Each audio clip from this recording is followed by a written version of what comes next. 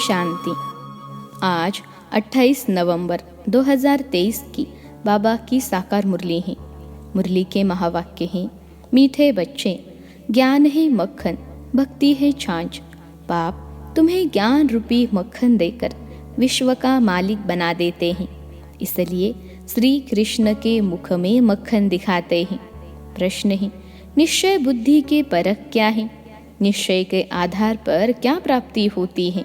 उत्तर है, पहली पॉइंट, निश्चय बुद्धि बच्चे क्षमा पर फिदा होने वाले सच्चे परवाने होंगे, फेरी लगाने वाले नहीं।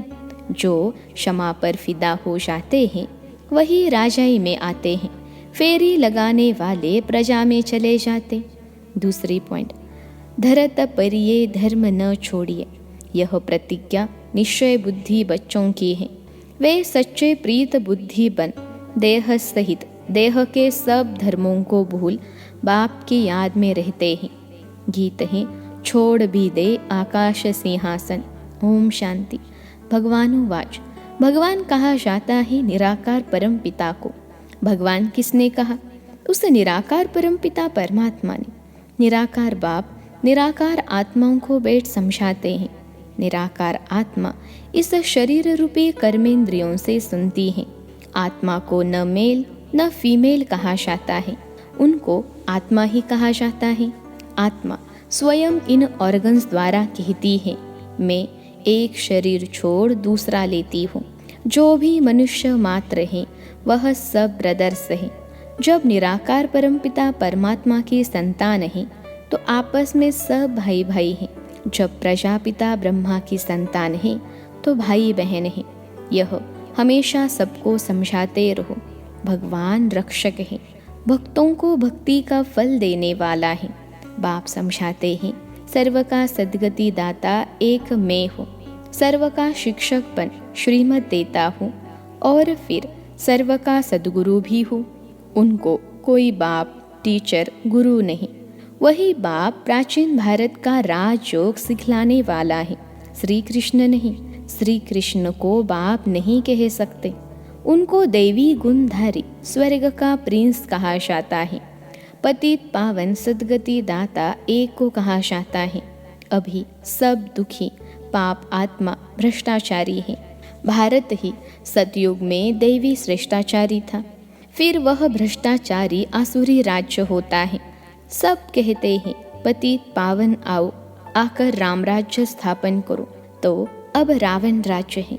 रावण को जलाते भी है, लेकिन रावण को कोई भी विद्वान आचार्य पंडित नहीं जानते। सतयुग से त्रेता तक राम राज्य, द्वापर से कलयुग तक रावण राज्य। ब्रह्मा का दिन सो ब्रह्मा कुमार कुमारियों का दिन, ब्रह्मा की रात सो बीके की रात। अभी रात पूरी हो दिन आना है। गाया हुआ है विनाश काले विपरीत बुद्धि, तीन सेनाएं भी हैं। परम पिता को कहा जाता है beloved most God father, ocean of knowledge. तो ज़रूर नॉलेज देते होंगे ना। सृष्टि का चैतन्य बीज रूप है, सुप्रीम सोल है, अर्थात ऊंच से ऊंच भगवान है। ऐसे नहीं कि सर्वव्यापी है। सर्वव्यापी कहना यह तो बाप को डिफेंड करना है। बाप कहते हैं ग्लानि करते करते धर्म ग्लानि हो गई है, भारत कंगाल भ्रष्टाचारी बन गया है। ऐसे समय पर ही मुझे आना पड़ता है। भारत ही मेरा बर्थ प्लेस है। सोमनाथ का मंदिर, शिव का मंदिर भी यहाँ है। मैं अपने बर्थ प्लेस को ही स्वर्ग बनाता हूँ, फिर रावण नरक बनाता है। अर्थात रावण की मत पर चल नरकवासी आसुरी संप्रदाय बन पड़ते हैं। फिर उन्हों को बदल कर मैं देवी संप्रदाय श्रेष्ठाचारी बनाता हूँ। यह विषय सागर है, वह है क्षीर सागर, वहाँ घी की नदियाँ बहती हैं। सतयुग त्रेता में भारत सदा सुखी सॉल्वेंट था, हीरे जवाहरों के महल थे। अभी तो भारत 100% इनसॉल्वेंट है। मैं ही आकर 100% सॉल्वेंट श्रेष्ठाचारी बनाता हूँ। अब तो ऐसे भ्रष्टाचारी बन गए हैं जो अपने देवी धर्म को भूल गए हैं। बाप बैठ समझाते हैं कि भक्ति मार्ग है छाछ, ज्ञान मार्ग है मक्खन, श्री कृष्ण के मुख में मक्खन दिखलाते हैं, यानी विश्व का राज्य था। लक्ष्मी नारायण विश्व के मालिक थे। बाप ही आकर बेहद का वर्षा देते हैं, अर्थात विश्व का मालिक बनाते हैं। कहते हैं मैं विश्व का मालिक नहीं बनता हूँ। अगर मालिक बनो तो फिर माया से हार भी खानी पड़े। माया से हार तुम खाते हो, फिर जीत भी तुमको पानी है। यह 5 विकारों में फंसे हुए हैं। अभी मैं तुमको मंदिर में रहने लायक बनाता हूँ। सतयुग बड़ा मंदिर है, उसको शिवालय कहा जाता है, शिव का स्थापन किया हुआ। कलयुग को वैश्यालय कहा जाता है, सब विकारी हैं। अब बाप कहते हैं देह के धर्म छोड़, अपने को आत्मा समझ, मुझ बाप को याद करो। तुम बच्चों की अब बाप से प्रीत हैं। तुम और कोई को याद नहीं करते हो। तुम हो विनाश काले प्रीत बुद्धि। तुम जानते हो कि श्री श्री 108 परमपिता परमात्मा को ही कहा जाता है। 108 की माला फेरते हैं। ऊपर में है शिव बाबा, फिर मात पिता ब्रह्मा सरस्वती, फिर उनके बच्चे जो भारत को पावन बनाते हैं। रुद्राक्ष की माला गाई हुई है, उसको रुद्र यज्ञ भी कहा जाता है। कितना बड़ा राजस्व अश्वमेध अविनाशी ज्ञान यज्ञ है, कितने वर्षों से चला आता है। जो भी अनेक धर्म आदि हैं, सब इस यज्ञ में खत्म हो जाने हैं, तब यह यज्ञ पूरा होगा। यह है अविनाशी बाबा का अविनाशी यज्ञ। सब सामग्री इसमें स्वाहा हो जानी है। पूछते हैं विनाश कब होगा? अरे जो स्थापना करते हैं उनको ही फिर पालना करनी होती है। यह है शिव बाबा का रथ। शिव बाबा इसमें रथ ही है, बाकी कोई घोड़े गाड़ी आदि नहीं है। वह तो भक्ति मार्ग की सामग्री बैठ बनाई है। बाबा कहते हैं मैं इस प्रकृति का आधार लेता हूँ। बाप समझाते हैं पहले अव्यभिचारी भक्ति है, फिर कलयुग अंत में पूरी व्यभिचारी बन जाती हैं। फिर बाप आकर भारत को मक्खन देते हैं। तुम विश्व के मालिक बनने लिए पढ़ रहे हो। बाप आकर मक्खन खिलाते हैं। रावण राज्य में छाछ शुरू हो जाती हैं। ये सब समझने की बातें हैं। नए बच्चे तो इन बातों को समझ न सके। परमपिता परमात्मा को ही ज्ञान का सागर कहा जाता है। बाप कहते हैं मैं इस भक्ति मार्ग से किसी को भी नहीं मिलता हूँ। मैं जब आता हूँ तब ही आकर भक्तों को भक्ति का फल देता हूँ। मैं लिबरेटर बनता हूँ। दुख से छुड़ाकर सबको शांति धाम सुख धाम ले जाता हूँ। निश्चय बुद्धि विजयंती, संशय बुद्धि विनशंति। बाप क्षमा है, उस पर परवाह नहीं। कोई तो एकदम फिदा हो जाते हैं, कोई फेरी पहन कर चले जाते हैं, समझते कुछ नहीं। फिदा होने वाले बच्चे जानते हैं बरोबर बेहद के बाप से हमको बेहद का वर्षा मिलता है। जो सिर्फ फेरी पहनकर चले जाते हैं वह तो फिर प्रजा में भी नंबरवार आ जाएंगे। जो फिदा होते हैं वह वर्षा लेते हैं नंबरवार पुरुषार्थ अनुसार। पुरुषार्थ से ही प्रारब्ध मिलती है। ज्ञान का सागर एक ही बाप है, फिर ज्ञान प्रायलोप हो जाता है। तुम सदगति को पा लेते हो। सतयुग त्रेता में कोई गुरु गोसाई आदि नहीं होते। अभी सब उस बाप को याद करते हैं, क्योंकि वह है ओशन ऑफ नॉलेज। सबकी सदगति कर देते हैं, फिर हाहाकार बंद हो जय जयकार हो जाती है। तुम सृष्टि के आदि मध्य अंत को जानते हो। तुम अब त्रिकालदर्शी त्रिनेत्री बने हो।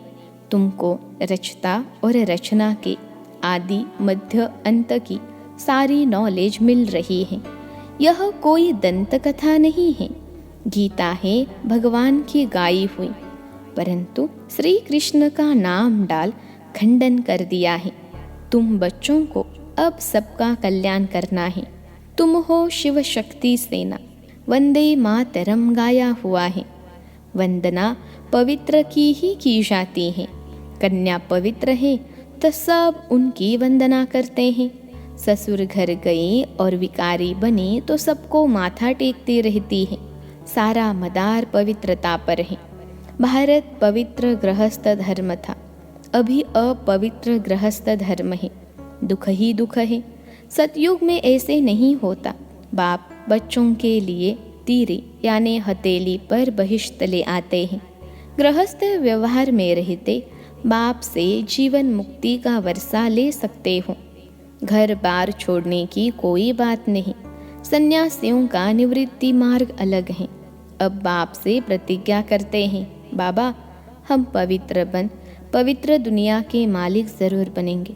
फिर धरत पर ये धर्म न छोड़िए। 5 विकारों का दान दो तो माया का ग्रहण छूटे, तब 16 कला संपूर्ण बनेंगे। सतयुग में है 16 कला संपूर्ण निर्विकारी। अब श्रीमत पर चलकर फिर से ऐसा बनना है। भगवान है ही गरीब निवाज। साहूकार इस ज्ञान को उठा नहीं सकते, क्योंकि वह तो समझते हैं हमको धन आदि बहुत है, हम तो स्वर्ग में बैठे हैं, इसलिए अबलाए अहिल्याए ही ज्ञान लेती हैं। भारत तो गरीब है, उनमें भी जो गरीब साधारण हैं उन्हों को ही बाप अपना बनाते हैं, उन्हों की ही तकदीर में है। सुदामा का मिसाल गाया हुआ है ना। साहूकारों को समझने की फुर्सत नहीं। राजेंद्र प्रसाद यानी भारत के प्रथम राष्ट्रपति के पास बच्ची आ जाती थी, कहती थी बेहद के बाप को जानो तो तुम हीरे तुल्य बन जाएंगे। 7 रोज का कोर्स करो। कहता था हाँ बात तो बहुत अच्छी है, रिटायर होने के बाद कोर्स उठाऊंगा। रिटायर हुआ तो बोले बीमार हूँ। बड़े बड़े आदमियों को फुर्सत नहीं है। पहले जब 7 रोज का कोर्स पूरा करे तब नारायणी नशा चढ़े, ऐसे थोड़े ही रंग चढ़ेगा। 7 रोज के बाद पता चलता है यह लायक है व नहीं है। लायक होगा तो फिर पढ़ने के लिए पुरुषार्थ में लग जाएगा। जब तक भट्टी में पक्का रंग नहीं लगा है तब तक बाहर जाने से रंग ही उड़ जाता है, इसलिए पहले पक्का रंग चढ़ाना है। अच्छा, मीठे मीठे सिखिलते बच्चों प्रति माता पिता बाप दादा का याद प्यार और गुड मॉर्निंग। रूहानी बाप की रूहानी बच्चों को नमस्ते। हम रूहानी बच्चों की सिखिलते रूहानी माता पिता बाप दादा को याद प्यार, गुड मॉर्निंग और नमस्ते बाबा नमस्ते।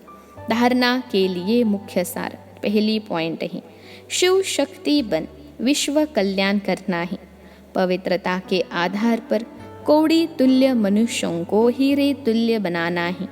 दूसरी पॉइंट है, श्रीमत पर विकारों का दान दे, संपूर्ण निर्विकारी 16 कला संपूर्ण बनना है। क्षमा पर फिदा होने वाला परवाना बनना है। आज का वरदान है, परिस्थितियों को साइड सीन समझ पार करने वाले स्मृति स्वरूप समर्थ आत्मा भव। परिस्थितियों को साइड सीन समझ पार करने वाले स्मृति स्वरूप समर्थ आत्मा भव। विश्लेषण है, स्मृति स्वरूप आत्मा समर्थ होने के कारण परिस्थितियों को खेल समझती हैं। भल कितनी भी बड़ी परिस्थिति हो, लेकिन समर्थ आत्मा के लिए मंजिल पर पहुंचने के लिए यह सब रास्ते के साइड सीन्स है। लोग तो खर्चा करके भी साइड सीन्स देखने जाते हैं, तो स्मृति स्वरूप समर्थ आत्मा के लिए परिस्थिति कहो, पेपर कहो, विघ्न कहो, सब साइड सीन्स हैं। और स्मृति में है कि यह मंजिल के साइड सीन्स अनगिनत बार पार की है। नथिंग न्यू आज का स्लोगन है। दूसरों की करेक्शन करने के बजाय बाप से कनेक्शन जोड़ लो तो वरदानों की अनुभूति होती रहेगी। दूसरों की करेक्शन करने के बजाय बाप से कनेक्शन जोड़ लो तो वरदानों की अनुभूति होती रहेगी। मातेश्वरी जी के मधुर महावाक्य हैं, सिर्फ ओम के शब्द के उच्चारण से कोई फायदा नहीं। सिर्फ ओम के शब्द के उच्चारण से कोई फायदा नहीं। विश्लेषण है, ओम रटो माना ओम जपो। जिस समय हम ओम शब्द कहते हैं तो ओम कहने का मतलब यह नहीं कि ओम शब्द का उच्चारण करना है। सिर्फ ओम कहने से कोई जीवन में फायदा नहीं, परंतु ओम के अर्थ स्वरूप में स्थित होना। उस ओम के अर्थ को जानने से मनुष्य को वो शांति प्राप्त होती है। अब मनुष्य चाहते तो अवश्य है कि हमें शांति प्राप्त होवे। उस शांति स्थापन के लिए बहुत सम्मेलन करते हैं, परंतु रिजल्ट ऐसी ही दिखाई दे रही है जो और अशांति दुख का कारण बनता रहता है। क्योंकि मुख्य कारण है कि मनुष्यात्मा ने जब तक 5 विकारों को नष्ट नहीं किया है तब तक दुनिया पर शांति कदाचित हो नहीं सकती। तो पहले हर एक मनुष्य को अपने 5 विकारों को वश करना है और अपनी आत्मा की डोर परमात्मा के साथ जोड़नी है, तब ही शांति स्थापन होगी। तो मनुष्य अपने आप से पूछे, मैंने अपने 5 विकारों को नष्ट किया है, उन्हों को जीतने का प्रयत्न किया है। अगर कोई पूछे तो हम अपने 5 विकारों को वश कैसे करें, तो उन्हों को यह तरीका बताया जाता है कि पहले उन्हों को ज्ञान और योग का वास धूप लगाओ और साथ में परमपिता परमात्मा के महावाक्य हैं, मेरे साथ बुद्धि योग लगाए मेरे बल को लेकर मुझे सर्वशक्तिवान प्रभु को याद करने से विकार हटते रहेंगे। अब इतनी चाहिए साधना जो खुद परमात्मा आकर हमें सिखाता है। अच्छा, ओम शांति।